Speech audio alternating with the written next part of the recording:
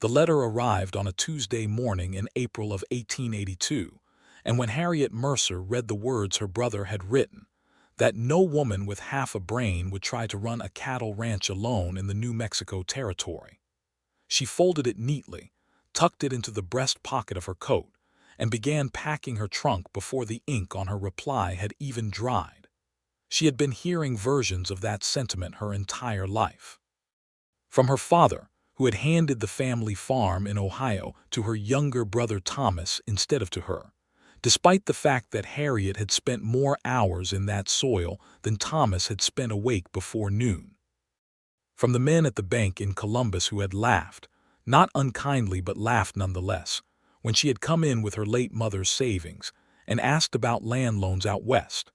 From her aunt, who had pressed both of Harriet's hands between her own powdered palms and whispered that a woman of 26 really ought to be thinking about a husband rather than homesteading, as though those two things could not possibly exist in the same universe at once. Harriet had listened to all of them. She had nodded in the right places. She had thanked them for their concern. And then she had done precisely what she intended to do from the very beginning, which was to take every cent she had saved over 7 years of teaching school in Columbus and use it to purchase 160 acres of land near the town of Silo Rojo, New Mexico territory, under the Homestead Act. The journey west was 3 weeks of rattling bone and swallowing dust. She traveled by rail to Kansas City, then by stagecoach south and west through territory that grew drier and more enormous with every passing mile, until the sky above her seemed less like a ceiling and more like a vast blue argument that she could not win. She arrived in Silo Rojo on a Thursday afternoon in late May of 1882, stepped down from the stage onto a main street that was little more than a dirt track between a handful of wooden buildings, and immediately had her hat blown off her head by a wind that seemed personally offended by her presence.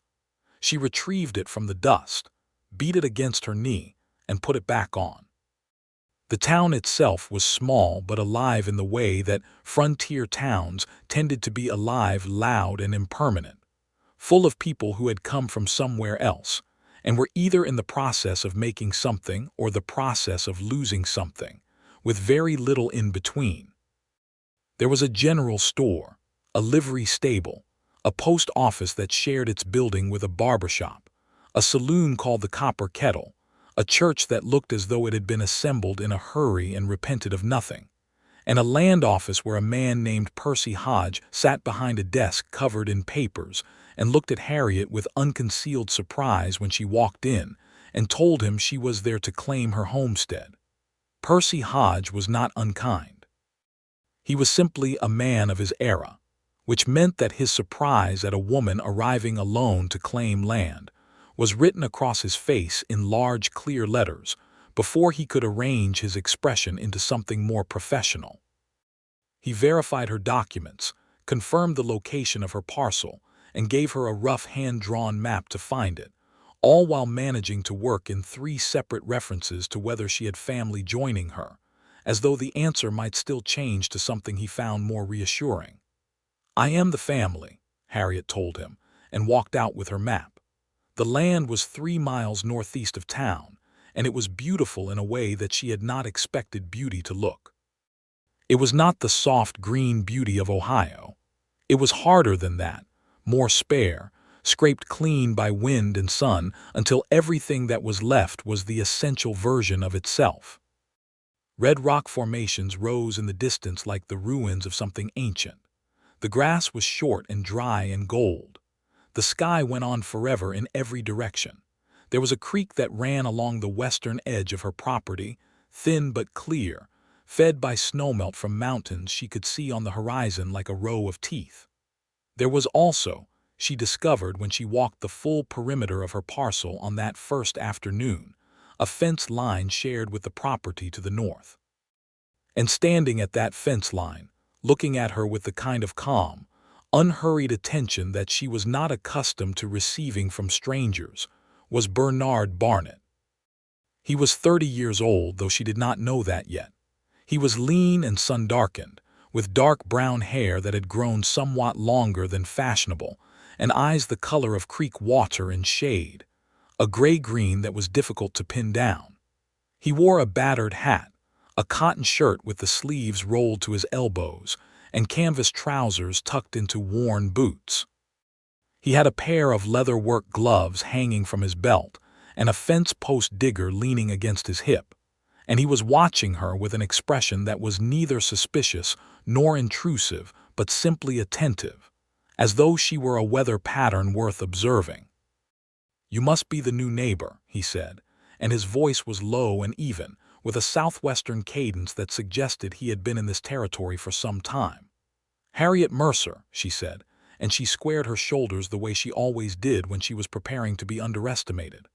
"I've purchased the homestead to your south." "Barnett," he said, and nodded once, the way men who spend a great deal of time outdoors tend to nod, with a slight downward tilt as though they are acknowledging something real. "Welcome to the territory, Miss Mercer." She waited for what came next, the raised eyebrow, the question about her husband, the politely delivered concern about whether she understood what she was getting into. She had an answer prepared for all of them. She had, in fact, been preparing answers to those questions for the better part of 3 weeks on the road. Barnett looked at her map, which she was still holding, and said, "That line they drew for your eastern boundary is off by about 20 yards. Hodge does it every time. If you want, I can show you where it actually runs." That was all. No raised eyebrow. No question about her husband. No politely delivered concern. Just information, offered plainly, as though she were simply a person who might find it useful. She was so unprepared for it that she did not know what to say for a moment, which was unusual for Harriet Mercer, who generally had a great deal to say. "That would be helpful," she finally managed. "Thank you." He showed her the actual boundary line, walking the length of it with a directness that she appreciated, pointing out landmarks she could use to orient herself, a particular rock formation, an old post hole, the way the creek bent. He answered her questions about the land without embellishment and without condescension. When she asked about water rights, he explained them accurately. When she asked about the soil composition along the southern portion of her parcel, he said he thought it was reasonable for grazing, but that she might have trouble with the drainage in spring, and he said it like someone stating a fact rather than issuing a warning to someone who would not understand. By the time they had walked back to the fence line, the sun was dropping toward the mountains and the sky had gone the color of burning copper. "I appreciate it," Harriet said. "The information." "Of course," Bernard said. He picked up his fence post digger. "If you need anything settled in, I'm just over the ridge." He tilted his head north. "You're welcome to ask." He walked back toward his property, and Harriet stood at the fence line and watched him go, and felt, for the first time since leaving Columbus, something that was not quite the burning need to prove something, and not quite peace, but something in the vague neighborhood of both. She had nowhere to sleep that night except her own land, which contained nothing yet except grass and rock and sky. So she camped beside the creek with the bedroll she had brought on the stage and ate dried meat and hard biscuit, and listened to the coyotes and felt, despite the hardness of the ground and the strangeness of the dark, and the long distance between herself and everything she had ever known, entirely certain that she was in the right place. The next morning she rode back to town and began doing what she had come to do. The people of Silo Rojo received Harriet Mercer with the range of reactions she had come to expect. The women at the general store, Ruth Calloway, who owned it with her husband, and her daughter Meg, who was 17 and curious about everything, were warm and practical and full of information about which suppliers were reliable and which were not. The men tended to fall into one of two camps: those who were openly skeptical and expressed it, and those who were covertly skeptical and covered it with excessive helpfulness, as though they were preparing to be called upon when she inevitably needed rescuing. She found both camps equally exhausting and equally motivating. She hired 2 hands from among the men who answered the notice she posted at the general store. One was a young man named Diego Salinas, who was 22 and had grown up on a ranch in the territory and knew cattle in the way that people who are raised around something come to know it instinctively, in their bodies. The other was a man named Frank Acaffer, who was 34 and had come west from Virginia a decade before, and had a quiet competence about him that Harriet recognized immediately as the kind that does not need to announce itself. Both men, to their considerable credit, never once questioned whether Harriet knew what she was doing. Diego because he was pragmatic and needed the work, and she was offering fair wages. Frank because, she suspected, he had spent enough of his own life being told what he was not capable of that he had developed a reflexive respect for anyone else in that position. She ordered lumber for a small house and a larger barn. She arranged for the delivery of 20 head of cattle to start. Herefords she had selected from a rancher in Texas through correspondence that had begun 6 months before she ever left Ohio. She purchased a horse, a solid bay mare she named Constance, for her stubbornness and reliability, and a mule she named Argument, for reasons that became clear to everyone within the first hour of his acquaintance. The lumber arrived on a Friday. The cattle arrived the following Tuesday. The house was not yet built, which meant that for the first several weeks of her time on the ranch, Harriet slept in the barn alongside the cattle and her 2 ranch hands, on a cot she had brought in the supply wagon, and she found that she did not mind this at all. The barn smelled of hay and animal warmth and new wood, and she slept soundly in it every night. Bernard Barnett came to help raise the house frame. She had not asked him. She had not known he was coming. She came out of the barn one Saturday morning to find him standing in her actual yard, defined now by the stakes she had driven into the ground, talking with Diego and Frank, in a manner that suggested he had introduced himself already and been received well. He had brought 2 of his own men with him, and the 4 of them, along with Diego and Frank, raised the basic frame of her house in a single long day that tasted of dust and sweat, and the particular satisfaction of watching a structure grow out of nothing. Harriet worked alongside them the entire day. She was not a woman who stood at a distance while others worked on her behalf. She carried lumber and held boards in place and handed nails and climbed the partially built frame to check the alignment herself, much to the visible anxiety of several people watching, and she measured twice because she had been taught that was what you did, and she did not ask for help unless she actually needed it. Bernard Barnett, she noticed, worked the same way. Steadily, without fanfare, doing what needed doing without stopping to announce that he was doing it. Once, when she was struggling with the angle on a corner brace, he appeared beside her without being summoned and held the other end of the board until she had it secured, and then moved on without comment, and she appreciated that more than she could have articulated at the time. At the end of the day, when the frame was standing against the red and gold sunset like something declared, she brought out the bottle of whiskey she had bought at the Copper Kettle for exactly this occasion and poured cups for everyone. Bernard accepted his cup, looked at the frame for a long moment and said, "She'll be a good house." "She will," Harriet agreed, and meant it as a statement about herself as much as about the house. He smiled at that.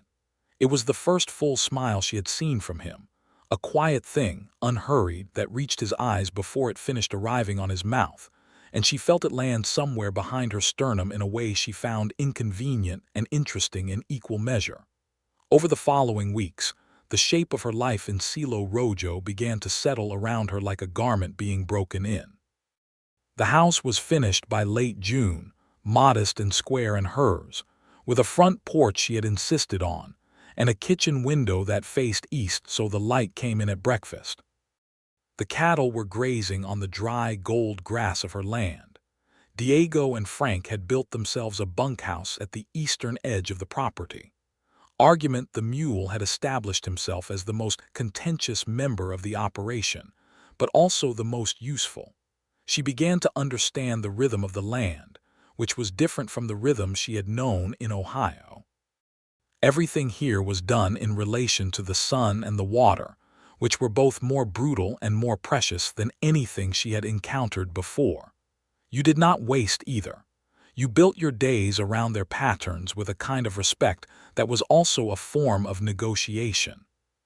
She saw Bernard Barnett regularly, because the land required its shared fence lines needed tending, water rights along the creek needed coordination, and he had cattle that sometimes drifted south into her pasture, and she had cattle that sometimes drifted north into his. These were ordinary frontier circumstances, and they handled them in an ordinary frontier manner, which meant riding out together to sort the animals and riding back along the fence to assess where the gap had been. But she also began to notice that she looked forward to these encounters in a way that went beyond their practical utility. He never talked down to her. It was such a simple thing, and yet it felt, to Harriet Mercer, like finding water in a landscape she had always been told was dry. He spoke to her the way she imagined people spoke to each other when they considered each other equals directly, with the assumption that she could handle the information, with genuine interest in her responses. He asked her opinion on matters of ranch management, and then actually listened to what she said, and sometimes changed his thinking based on it.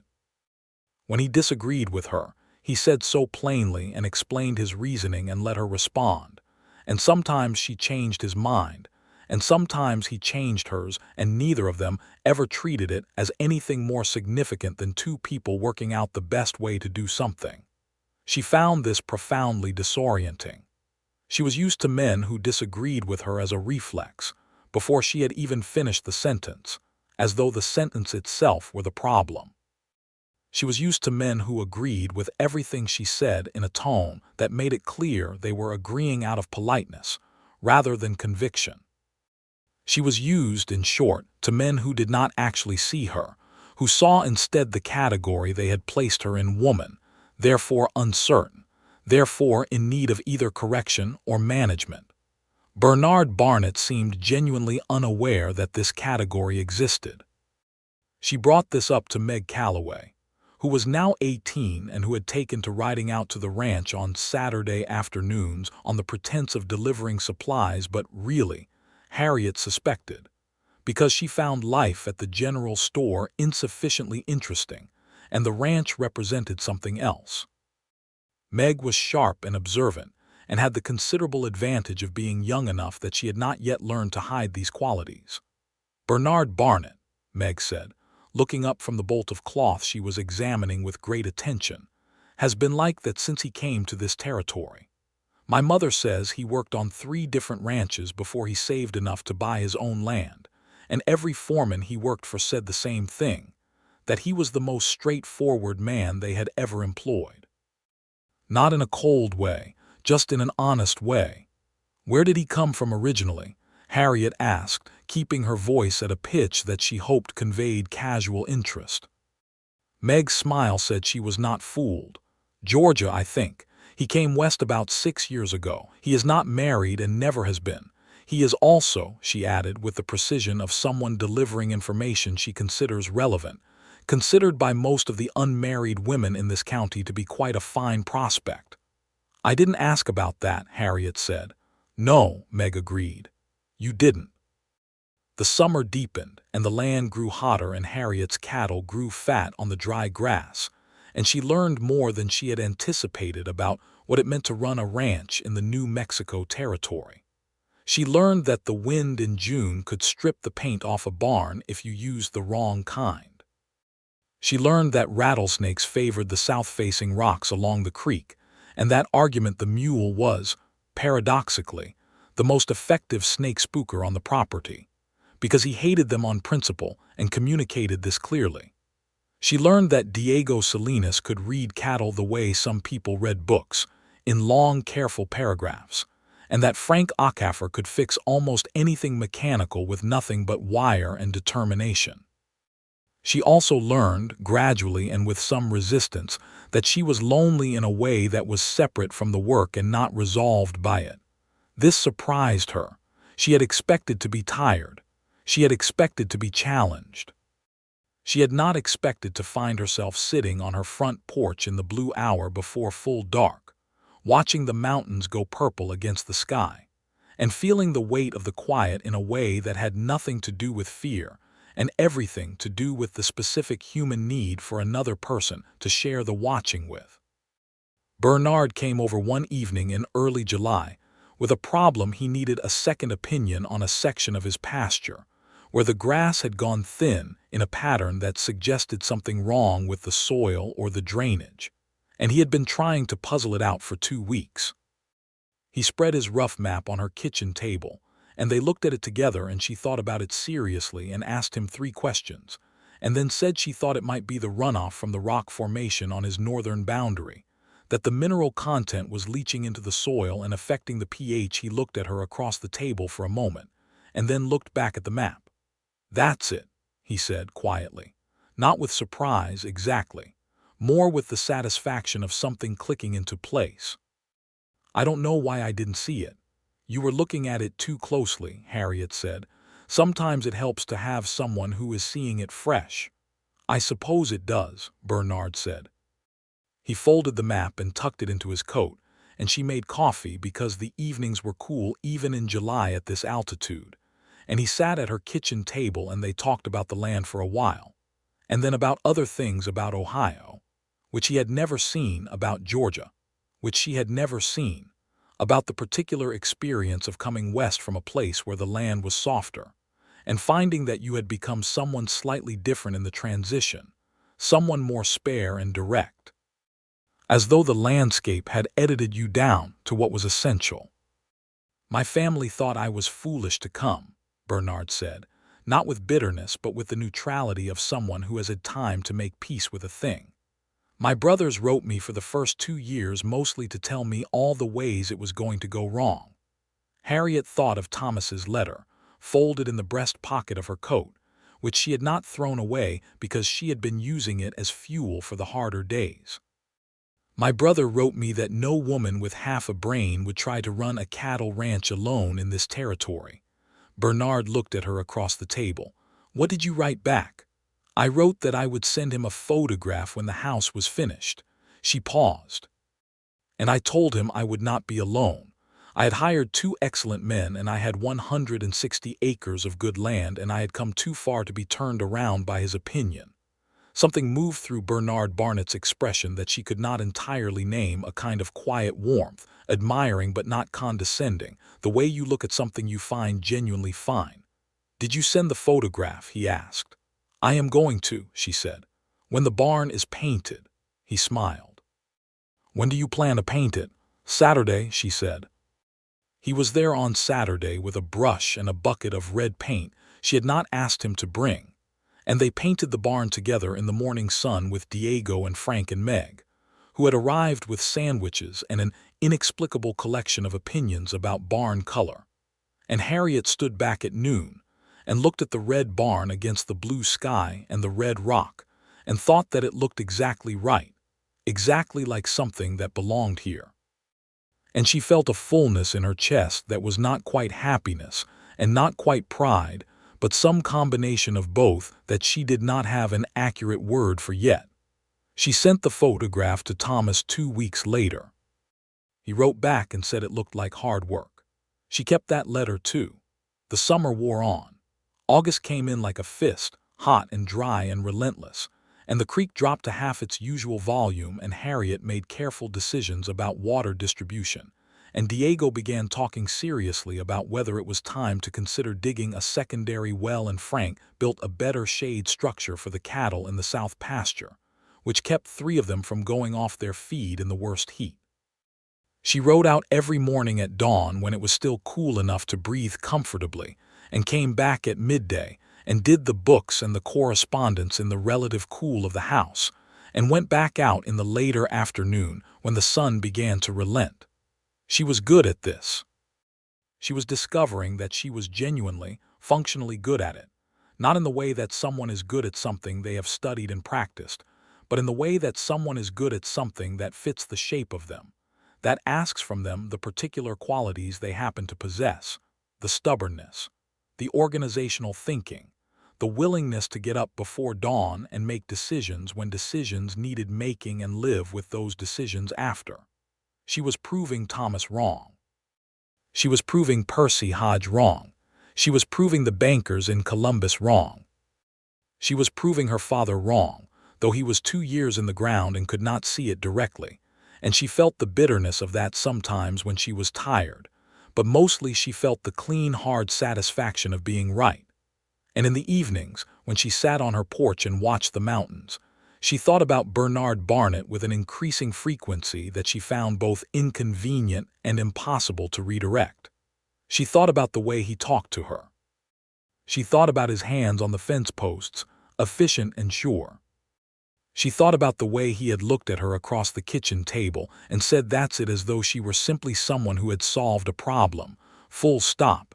No asterisk. No qualification. She did not know what to do with someone who had never doubted her. Her entire life had been oriented around doubt, other people's doubt, which she pushed against, which gave her edges and direction and momentum.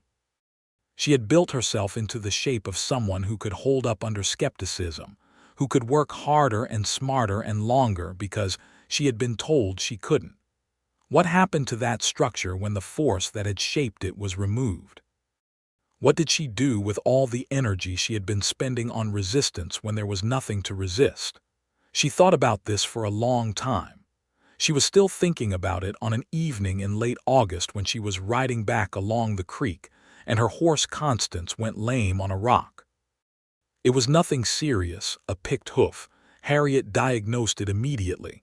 But she was 2 miles from the ranch and the sun was going down, and she was not going to ride a lame horse 2 miles on rock. So she got down and began walking and leading Constance, which was fine. It was simply walking, and she had walked farther in worse conditions. Bernard came upon her about half a mile in. He was riding back from town and saw her walking and came alongside and dismounted without being asked. "Picked hoof," he said, looking at Constance. "Picked hoof," Harriet confirmed. He handed her his reins and crouched and lifted Constance's foot and looked at it in the last of the light and said, "Right front. You got most of it. There might be a fragment. Let's get her home and I'll look properly." They walked the mile and a half back to the ranch in the blue dusk, leading both horses, and he examined Constance in the lantern light of the stable and found the small fragment of rock and removed it cleanly and packed the hoof, and said she would be fine by morning with care. "Thank you," Harriet said, and she meant it as more than courtesy. Bernard straightened and looked at her in the warm yellow lantern light, and there was a moment, a long, still moment, in which neither of them said anything, and the horses shifted quietly around them, and the coyote started up somewhere far away, and the night was vast and close at once. "Miss Mercer," he said carefully, as though he was choosing his words from a limited supply. "Harriet," she said. She had been wanting to say that for weeks. "After all this time." "Harriet," he said, and the way he said it, the way it came out of him, with that same unhurried quality, everything else about him had made the name sound like something that had always been real and was only now being spoken aloud. "I would like to invite you to supper, at my place, if you're willing." She looked at him. As neighbors, she asked, because she was Harriet Mercer and she had always believed in saying the exact thing. "As more than that," he said, "if you're willing." She was quiet for a moment. The lantern swung slightly in a breeze from the open stable door, and the light moved across his face, and she could see that he was entirely serious, without games or strategy, just a man who had made up his mind about a thing and was asking honestly. "I am willing," she said. Supper at Bernard Barnett's ranch happened on a Saturday in early September, and it was the strangest and most interesting meal of Harriet Mercer's life. Strange because of what it was, a man who had cooked a genuine meal, beef stew with dried herbs and good cornbread, at a table set with the best dishes he owned, which were mismatched but clean. Interesting because of the conversation, which ranged wide and ran deep and touched on things that Harriet had not discussed with anyone in years. What she believed about land and ownership and the future of the territory, what she thought about the way the country was changing, what she read and what she wanted and what she had given up to be here, and whether she thought the giving up had been worth it. "Yes," she said to that last question. "Unquestionably yes." "What did you give up?" Bernard asked, and he asked it with genuine curiosity, not as a challenge. She thought about it seriously. "Safety," she said. The kind that comes from staying in a place where you are known, even when what they know about you is wrong. It's easier to be in a place where the wrongness is familiar. He was quiet for a moment, turning his cup between his hands. I gave that up too, he said. When I left Georgia, my family had decided what I was going to be. The second son, helping the first son with the farm, marrying the neighbor's daughter, living the life that had been arranged. He looked up. I didn't want an arranged life. What did you want? Harriet asked. This, he said simply, and then after a pause, or something like it, I wanted to build something that was actually mine. Something that asked from me what I actually had to give. She understood that with every part of herself.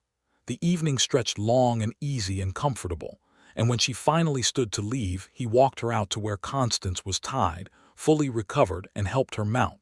Not because she needed help, but because it was something a man of his time and place did as a form of care, and she accepted it in that spirit. And he looked up at her in the moonlight and said, "May I call on you again?" "Yes," she said.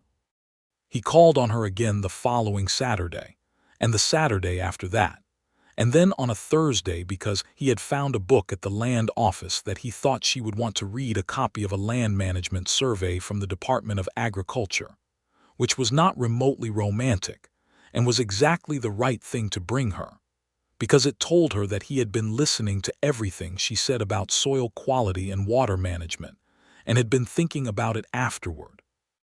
She read the survey in 2 evenings, and they discussed it across her kitchen table, and argued productively about 3 of its conclusions, and agreed on 4 others. And she looked up at one point, and realized that she was happier in this moment, arguing about the moisture content of soil with a man who took her seriously, than she had ever been in any single moment of her life in Ohio. The understanding that this was love arrived in Harriet Mercer's chest like a change in weather, first the pressure, then the stillness, then the sudden undeniable shift. She had been avoiding the word for weeks, the way you avoid looking directly at something very bright because you are not sure you can sustain it. She sat with it for several days after that evening, examining it from different angles the way she examined a problem in soil composition. Seriously, practically, with the full application of her intelligence, and none of the sentimentality she had been warned that women were prone to, and that she privately thought was more complicated than the warning suggested. She was in love with Bernard Barnett. She was in love with him because he was honest and steady and hardworking and genuinely kind. She was in love with him because he had walked 1.5 miles in the dark to help her horse without being asked. She was in love with him because he cooked good stew and read agricultural surveys and argued with her when he disagreed, and never once looked at her as though she were something to be managed. She was also terrified, in a way that was entirely new to her and that she found deeply objectionable. She had not been afraid to leave Ohio. She had not been afraid to ride into the New Mexico territory alone. She had not been afraid of rattlesnakes or summer heat, or the possibility of crop failure, or the opinions of Percy Hodge. But the prospect of wanting something from another person, of needing something she could not supply herself, was a different order of fear entirely, and she sat with it on her porch on an October evening, and watched the first stars come out, and had a long, serious argument with herself about it. She was still in the middle of that argument when she heard a horse on the track and looked up and saw Bernard coming, which was not unusual, but the fact that he was coming at dusk on a Tuesday, which was neither Saturday nor a day she had any expectation of him, made her straighten in her chair.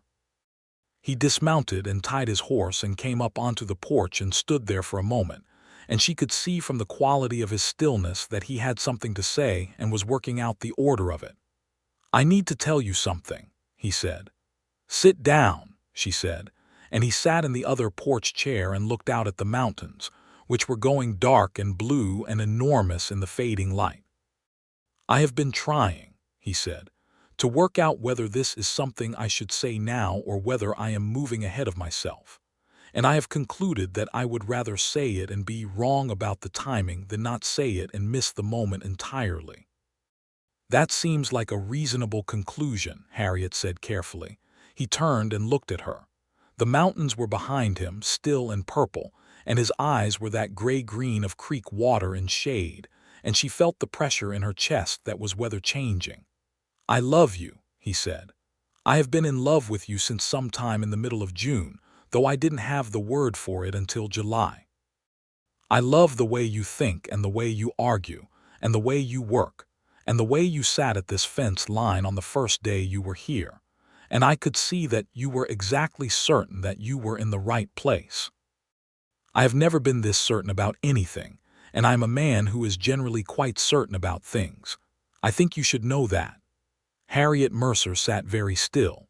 She thought about all the things she had prepared for when she came west. She thought about the doubt she had brought with her, other people's doubt, the fuel she had loaded in the hold for the long journey, the source of power that had driven her all this way and all these months. She thought about what it felt like to have someone look at her and see her correctly, from the very first day, without needing her to prove anything at all. She thought about what it cost to have spent so much of yourself fighting for the right to be seen, and then to find yourself in the presence of someone who had simply always seen you, and the profound, strange, disorienting grace of that. "I have been trying to understand," she said slowly, "how to receive that from you." He waited, giving her the room to finish the sentence. "I came west to prove something," she said. "To my brother, to my father, to every person who ever told me I was not capable of the thing I was trying to do. That has been the engine of me for a very long time. And you have never, not once, from the first day, not once been one of those people. You have never doubted me." She paused. "I do not know quite what to do with that." "You don't have to do anything with it," Bernard said. "That's the thing. You don't have to earn it or argue for it or fight for it. It is simply true." She looked at him for a long time in the dark blue evening. "I love you," she said, and the saying of it felt like setting something down, something heavy that she had been carrying so long she had stopped noticing the weight. "I love you, and I am afraid of what that means, but I love you entirely." He reached across the space between their chairs and took her hand, and she let him, and they sat on the porch while the stars came out one by one over the mountains and the coyotes started their evening conversation in the distance and the ranch settled into night around them. After a time he said, "What are you afraid it means?"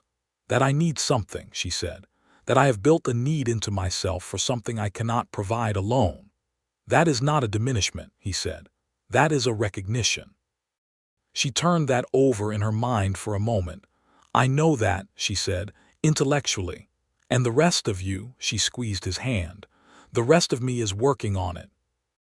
He laughed quietly, not at her, but with her, and she laughed too, and the sound of it went out into the night and was absorbed by the enormous dark and the stars and the distant mountains. And Harriet Mercer thought that, for all the things she had come west to find, this was not one she had known to put on the list. The courtship that followed was conducted in the way that both of them did things, which was to say directly and practically, and with full acknowledgement of what it was. Bernard called on her formally, which in the New Mexico territory of 1882 meant that he came to her ranch in the evenings, and sometimes brought something useful, and sometimes just came. And she received him on her porch or at her kitchen table with coffee, and they talked and sat in comfortable silence, and occasionally argued about cattle prices or soil management, or the reliability of the territorial government. And Meg Calloway told anyone who asked that it was the most sensible romance she had ever witnessed. There were other people in Silo Rojo who found it less sensible. There were people, and Harriet knew who they were, because small towns in frontier territories did not hide themselves well, who thought it strange that Bernard Barnett had settled on a woman who ran her own ranch, and had no intention of stopping, who thought perhaps that Bernard was being too accommodating, and that Harriet was too independent to make a suitable wife, who said these things in the way that people in small towns say them, which is by saying them to everyone except the two people they concern. Harriet heard about it through Ruth Calloway, who told her in the straightforward way that good women in small towns have of delivering uncomfortable information because they think the recipient deserves to be informed. "I thought you should know," Ruth said, over the counter in the general store, "that there is some talk. There always is, Harriet said. Some of it is about whether you are the right sort of woman for Bernard, and some of it is about whether you should be running a cattle ranch at all. Harriet looked at her. What do you think? Ruth Calloway, who had been running the general store alongside her husband for 12 years and had been the effective manager of its books and its ordering and its staff for approximately 11 of those years, said, I think you are exactly the right sort of woman for anyone worth having, and I think your cattle are looking healthier than most in this county. Thank you, Harriet said. She told Bernard about the talk that evening on her porch, not because she needed his reassurance, but because she had decided some time ago that she would tell him things honestly and let him know the full state of her world. He listened without interrupting and then said, Does it change anything for you? No, she said. For me either, he said. He paused. I want you to know that I know who you are. I knew who you were the first day I stood at that fence line and watched you come across your land with that map in your hand, and I have not changed my mind since. She looked at him. You keep saying things like that. Like what? Things that I do not know how to argue with. He smiled that quiet smile. You could try not arguing with them. She laughed. He proposed to her on a Sunday in November, under circumstances that were entirely characteristic of both of them. They were riding the fence line together, checking for breaks after a heavy wind the night before, and they had found 2 sections that needed mending and had stopped to assess the second one. And he had been quiet for longer than usual, and she had been watching him out of the corner of her eye trying to determine what the quiet contained. He dismounted and she dismounted, and they were standing in the sharp November air with the grass gold and the sky a hard, clean blue and the mountains white-tipped now with the first real snow of the season, and he turned to her and said, I want to marry you, if you'll have me. She had been expecting it, she realized. Not from that moment, but from some time before that moment, from the way the fall had shaped itself around them, warm and inevitable, the way a good season closes toward winter. I want to marry you too, she said. I want to make that clear first. All right, he said, with the particular expression of a man who is very pleased and is trying to maintain the even quality of his demeanor against pressure. And I want to make clear, she continued, that I am keeping my land and running my ranch. These are not negotiable conditions. They are simply the facts of who I am. I know that, he said. I would not have asked you if they weren't true. She looked at him for a long moment, this man who had never asked her to be smaller or different, this man who had simply shown up at her fence line and offered her useful information and expected nothing in return, this man who had built his own life in this spare and beautiful landscape out of what he had to give, which turned out to be exactly enough. Yes, she said, I will marry you. He kissed her then, there at the broken fence line in the November cold, and it was neither tentative nor overwhelming, but exactly the right size, warm and certain and real, and she put her hand against his jaw and felt the roughness of it and the warmth of him, and thought that whatever she had been afraid of giving up, whatever she had been guarding with her competence and her independence and her long, bright anger at everyone who had underestimated her, she was not giving it up at all. She was bringing all of it here, into this, intact. They were married in January of 1883, on a day when the air was cold and clear, and the mountains were white and brilliant against a sky the color of deep water. The wedding was held in the church that had been assembled in a hurry, which had improved somewhat in the intervening months, and now had actual glass in 2 of its windows. Ruth Calloway had helped Harriet make a dress from blue wool that she had ordered from a catalog in Santa Fe, practical enough for the territory and lovely enough for the occasion, and Meg Calloway stood beside Harriet as her witness, her eyes bright with the kind of happiness that young women feel when they see something real being built in front of them. Frank Okafor and Diego Salinas were there, cleaned up and serious and evidently pleased. Percy Hodge was there too, because Silo Rojo was small enough that everyone was there, and he spent the ceremony with an expression that suggested he was revising certain assumptions he had made in the previous 9 months, which Harriet found quietly satisfying.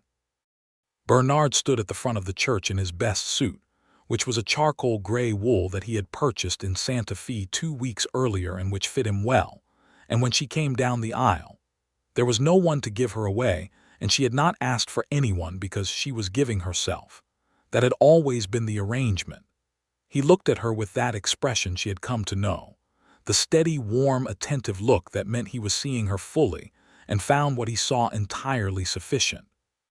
And she felt the weight that was weather-changing, and this time she let it come. The ceremony was performed by the circuit preacher, a man named Reverend Alcott who came through Silo Rojo once a month, and had the practical efficiency of a man who had married a great many couples in territories where conditions were not always ideal. It was brief and direct, and the words of it, the actual words, landed on Harriet with unexpected weight to love and to cherish, which she had always thought were fairly obvious instructions, felt, standing here, like a promise she could keep not because it was required but because she wanted to. She said the words and meant everyone. After the wedding there was a supper at Ruth Calloway's house, which was the largest in town, and most of Silo Rojo came and ate, and there was fiddle music and someone danced, and the whiskey went around, and the night was warm with people, and Harriet sat beside her husband. Her husband, that was a new word. It had new edges, and felt the peculiar doubled sensation of being entirely herself and also part of something larger than herself, and found that neither condition diminished the other. Bernard's hand found hers under the table and held it, not performing anything for anyone, just holding it because he wanted to, and she held back. They combined operations in the spring, which was the practical consequence of being married to the neighbor.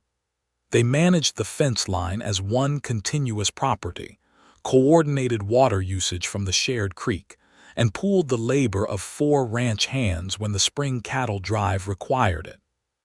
But Harriet's land remained Harriet's land in her name, under her management, which had required a specific and somewhat novel arrangement in the legal documents, but which Bernard had suggested himself because it was, he said, simply correct. She had built it. It was hers. The spring of 1883 was a good one. The grass came back strong after the winter, and the creek ran well, and 22 of Harriet's 28 cattle came through the winter without loss, and the 4 she lost were old animals that had come to the end of their natural terms, and she could not have prevented it. She ordered 15 new head from the same Texas rancher, and Diego went to collect them, and came back talking about the quality of the bloodline, with the enthusiasm of someone who has found the subject of his life. She wrote to Thomas in April and described the ranch and the spring and the cattle, and almost as an afterthought, that she had married her neighbor in January. Thomas wrote back a letter that was more careful than the previous ones. She could see him trying, she thought, to say something that acknowledged how wrong he had been without quite coming out and saying it, which was Thomas all over, but she appreciated the effort more than she would have expected. She wrote back and told him he was welcome to visit if he was ever inclined to see the territory. He did not come that year, but the offer had been made. The summer of 1883 brought 2 things that tested the ranch, in ways Harriet had not anticipated. The first was a drought, the kind that the territory had apparently been known to produce once or twice a decade, which brought the creek down to a thin thread and dried the grass to powder, and made water management the consuming work of every day. She and Bernard worked together on this with the kind of combined efficiency that comes from 2 people who have each been managing on their own for years and know how to integrate without losing themselves. She handled the water rationing and the cattle decisions. He handled the well and the feed procurement, and they met every evening to share information and adjust the plan. She was deeply grateful during those hard, dry weeks that the person next to her was Bernard Barnett, who did not panic and did not catastrophize and did not tell her what to do, but worked alongside her as an equal and trusted her judgment as readily as she trusted his. They lost 8 cattle to the drought. It was a hard loss, and she sat with it for a full evening, doing the math, and Bernard sat with her and did not try to make her feel better about it until she had finished feeling appropriately bad about it, which she found more comforting than false reassurance would have been. "We will recover from it," she said eventually. "We will," he agreed. "Next year I want to dig a second well on the south boundary, near that low area where the water might pool." "I was thinking the same thing," he said. "I know a man in Santa Fe who does well drilling." "Write to him," she said, and that was the end of that conversation and the beginning of the plan. The second thing the summer of 1883 brought was the discovery, in late August, that Harriet was pregnant. She sat with this information alone for 3 days before she told Bernard, not because she was afraid to tell him, but because she needed to sit with it herself first, needed to turn it over in her thinking and understand what it meant for the ranch and for herself, and for the life she had been building, needed to make sure she was telling him from a place of full knowledge rather than surprise. When she told him, at the kitchen table after supper on a Thursday evening, he was quiet for a long moment, and she watched his face move through something surprise, then something very still, then something warm and serious that was not quite the even expression he usually carried. "Are you all right?" he asked first, which was the right question, the question about her, and she loved him specifically for the order in which he asked it. "I am very well," she said, "tired in the mornings, but well." "Is this—" he paused. "Are you happy about it?" She thought about it honestly, the way she thought about all things. "I think I am," she said. "I did not plan for it, but I think I am." He reached across the table and took her hand. "I am," he said simply. "I am very happy."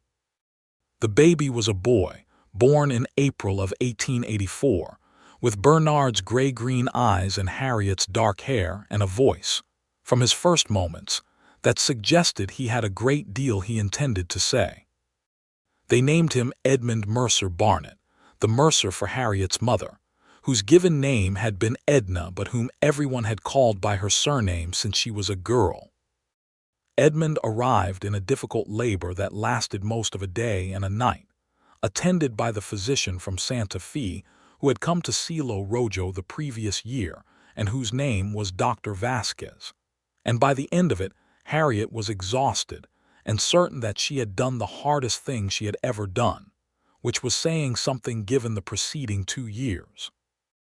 Bernard sat by her bed in the hour after Edmund was born and held the baby with a seriousness that made her eyes sting, the way he looked at his son with that same full attention he gave everything, that steady, genuine quality of seeing. "He is extraordinary," Bernard said. "He is 4 hours old," Harriet said from the pillow. "He is extraordinary," Bernard repeated, entirely certain. She laughed and it hurt everywhere and she did not care. The ranch continued. That was the thing about a ranch, the constant, insistent continuing of it. The cattle needed tending, and the fences needed checking, and the water needed managing, and the seasons came and went and asked the same things over and over, and the asking was also the answer. She was back on horseback within 3 weeks of Edmund's birth, which scandalized several people in Silo Rojo and surprised nobody who actually knew her. Edmund grew with the characteristic speed of young children that always surprises parents who thought they were paying attention. He learned to walk on the porch of the ranch house, and his first word was not mama or dada but horse, which he pronounced with great conviction while pointing at Constance through the stable door. He was, from the very beginning, a child who had opinions about things and stated them, which both his parents found entirely natural. Thomas Mercer came to visit in the fall of 1885. He arrived by stage on a Tuesday afternoon, and Harriet met him at the Silo Rojo stage stop with Edmund on her hip and Bernard beside her. And Thomas stepped down from the stage and looked at all of it, at his sister, who was lean and sun-browned and clearly at home in her own skin, at her husband who shook Thomas's hand with straightforward warmth, at the baby who looked at Thomas with Bernard's serious gray-green eyes. And something in his face did a complicated thing that Harriet recognized as the face of a man who is comprehending that he was wrong. She did not say it. She did not need to. The ranch said it for her. She took Thomas out to see the land the next morning, riding the full perimeter with him as Bernard had once walked it with her, pointing out the second well they had dug that spring, the expanded herd of 53 cattle, the barn that Diego had helped them enlarge the previous summer, the fence lines that ran clean and true, the creek that was running well this fall after 2 good seasons of rain. Thomas was quiet for most of it. When they came back to the ranch house and dismounted and Harriet handed her horse to Diego, Thomas looked at his sister for a long moment and said, "You did it." "Yes," she said. "I did not think I know what you thought," she said, not unkindly. Just truthfully. He was quiet again. "I was wrong," he said. She looked at him, at her brother, who had inherited their father's farm and their father's certainties, who had written her that letter in his own handwriting that she still had, folded and worn from carrying, and she felt the anger that had lived in her chest about him for 3 years shift slightly, make room for something more complicated and more human. "Come inside," she said. "Edmund wants to show you the horse." Thomas stayed a week. He worked alongside the ranch hands without being asked to, because Thomas was at his core a practical man who could not watch work being done without joining it.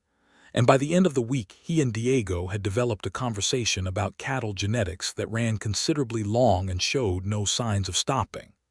On his last evening, he sat on the front porch with Harriet while Bernard put Edmund to bed inside and the stars came out over the mountains, and Thomas said, "I was afraid for you. I want you to know that the letter was fear." "I understand that," Harriet said. "It was still wrong." "Yes," he said, "it was still wrong." They sat with that for a moment, with the stars and the coyotes in the October air that was turning cold and sharp at the edges. "Bernard is a good man," Thomas said. "He is the best man I have ever known," Harriet said. She said it without self-consciousness because it was simply true. "He never once doubted me, from the first day. That is not nothing, Thomas. That is a very particular kind of man."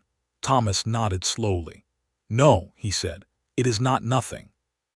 He left the next morning on the stage, and Harriet stood in the street and watched him go and felt the closing of something. Not a wound, exactly, but a long, open question.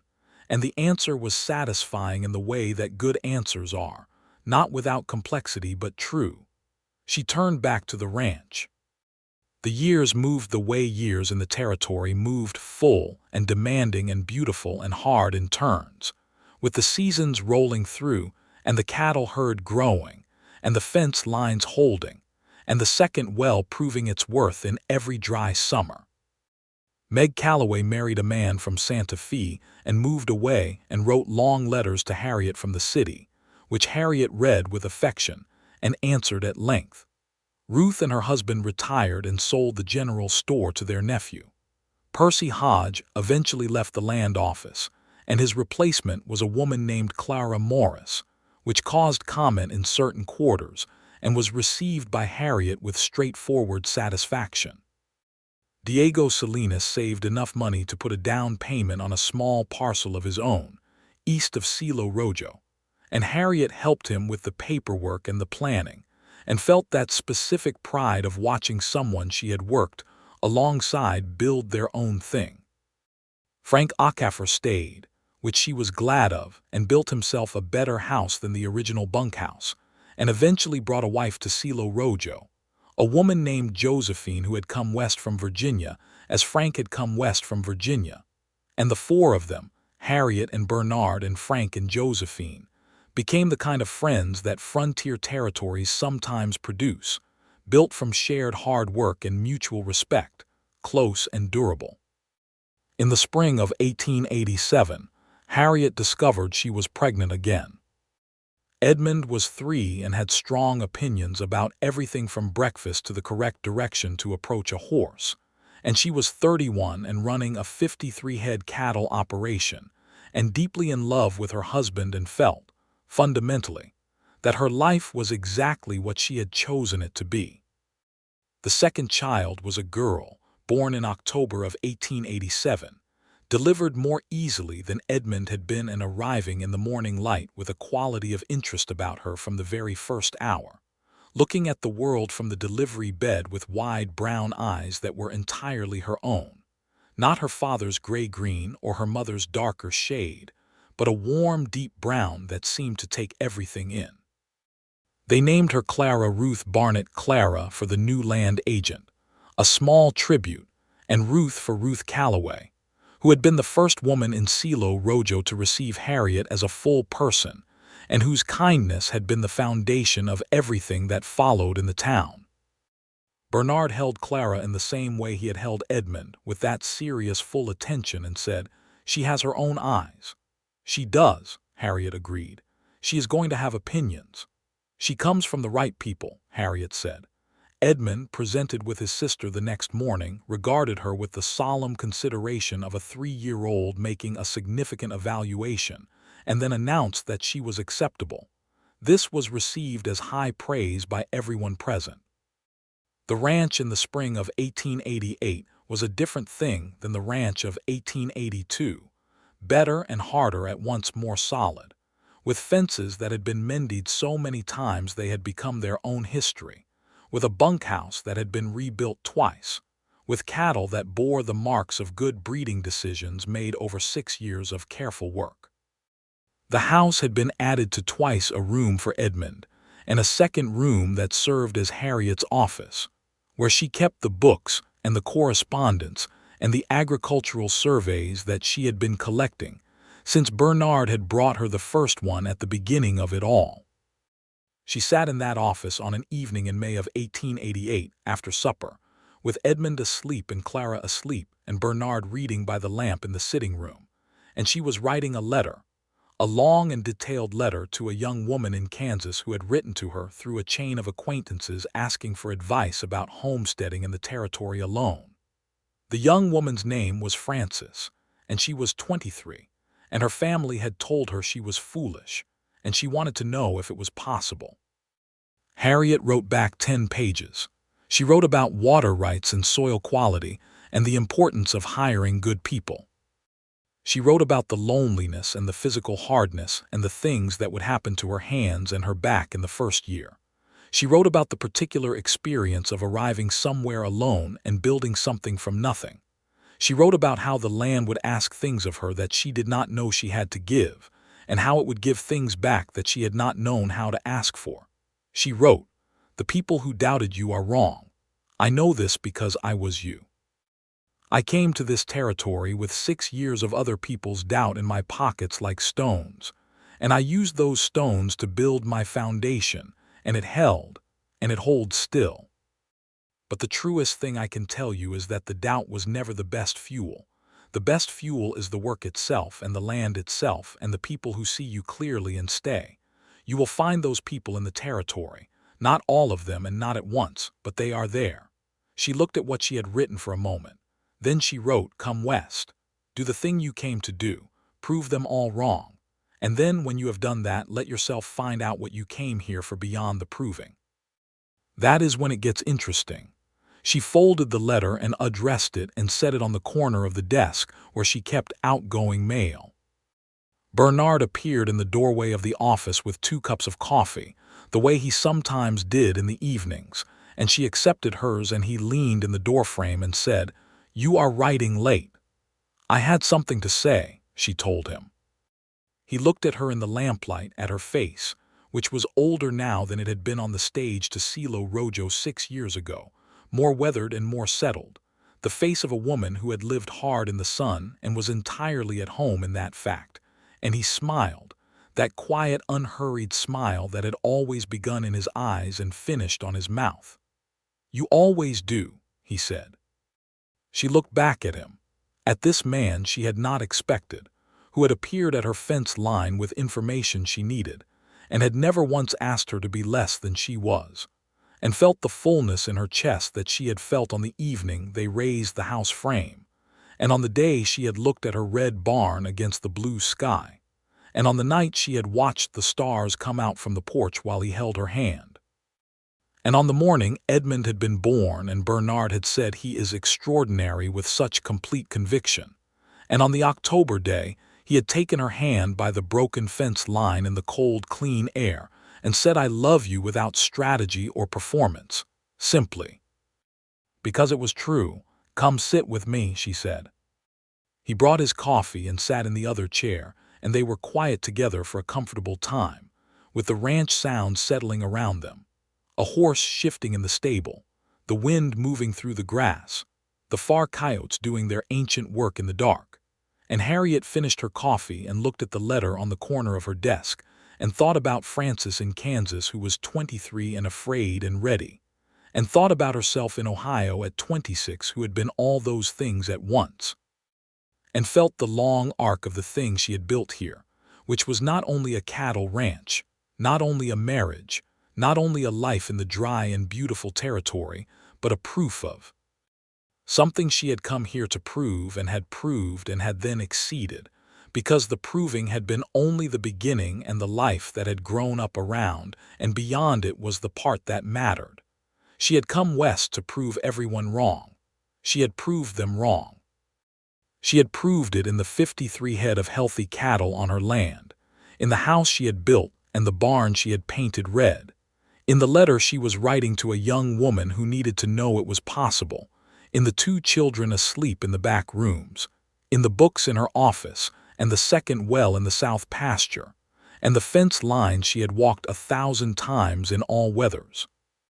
And Bernard Barnett, who had been the first person who had never doubted her, who had simply looked at her from his side of the fence line on the first day, and offered her a useful piece of information, and treated her as someone who could use it.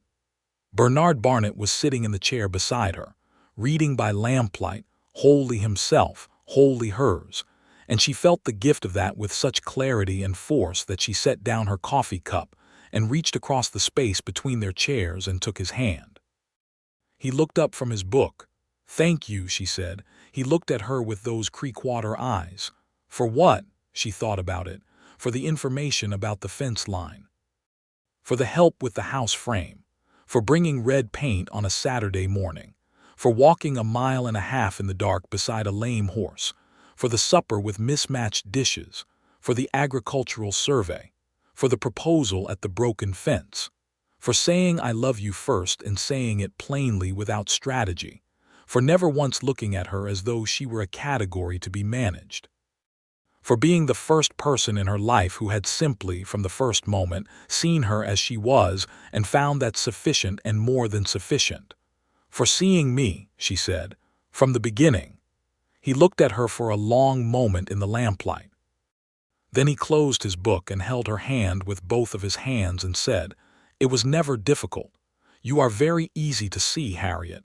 You have always been exactly who you are." She leaned across from her chair and kissed him, there in her office with the letter to Frances on the desk, and the children sleeping in the back of the house, and the cattle on her land under the wide New Mexico stars, and the mountains dark and permanent in the distance, and the ranch around them solid and true and built from the work of her own hands, proving everything that had ever needed proving, going on and on into the future like a long, bright argument she had won, and then, somehow, grown beyond. Outside, the wind moved through the dry grass with a sound like something breathing, and the stars were extraordinary over the territory, and Bernard Barnett held his wife's hand in the lamplight of the ranch she had built, and Harriet Mercer held his, and neither of them let go. 3 mornings later, a letter arrived from Frances in Kansas, shorter than Harriet's letter and trembling slightly with the energy of someone who has made up their mind. It said, "I am coming. I have purchased land in the territory near a town called Agua Dulce, and I leave next month. I want to ask, is there anything else I should know?" Harriet read it twice and smiled. She picked up her pen. "There is one more thing," she wrote. "The land will demand everything you have, and it will give back something you did not know how to ask for. The proving will take a year or 2, and it will be hard and it will be good." But after the proving, Harriet paused, looking out the east window of her kitchen at the morning light coming in, at the mountains going gold in it, at the smoke rising from Frank and Josephine's chimney, at the red barn against the blue sky, at her own land rolling away in every direction under the enormous bright morning. After the proving, you have to be willing to be surprised by what the territory has for you. It is full of things you did not know you were looking for. She sent the letter. She went out into the morning. Edmund was already in the stable, talking to Constance with great seriousness about something that appeared to require equine input, and Clara was on the porch in Bernard's arms, looking at the mountains with her own warm brown eyes, and Bernard was watching Harriet come across the yard the way he had always watched her, with full attention, without doubt, with the particular quality of seeing that she had stopped being disoriented by, and had started instead, being grateful for, every day. The way you are grateful for water in the territory, with the full knowledge of what it means and what it costs, and what the world would be like without it. She took Clara from his arms and held her daughter against her shoulder, and stood beside her husband on the porch of her ranch house on her land in the New Mexico territory. And the morning light came in from the east, and the mountains were gold and permanent in it. And somewhere in the stable Edmund was telling Constance something important, and the cattle were moving in the pasture, and the creek was running along the western edge of the property, thin and clear, carrying snowmelt from the mountains she had seen on the horizon on the first day she had walked her land, 6 years ago, with a map in her hand and a letter from her brother in her pocket, and the clear and certain knowledge that she was exactly in the right place. She had been right then, she was right now, and she would be right tomorrow and the day after that, and all the long bright days that the territory still had for her, with Bernard beside her and the land beneath her and the children growing in the good clean air, and the ranch going on the way the best things go on, solid and true and built to last. The wind came across the grass with that sound like breathing. Harriet Mercer Barnett breathed back. And the morning continued, wide and extraordinary over all of it.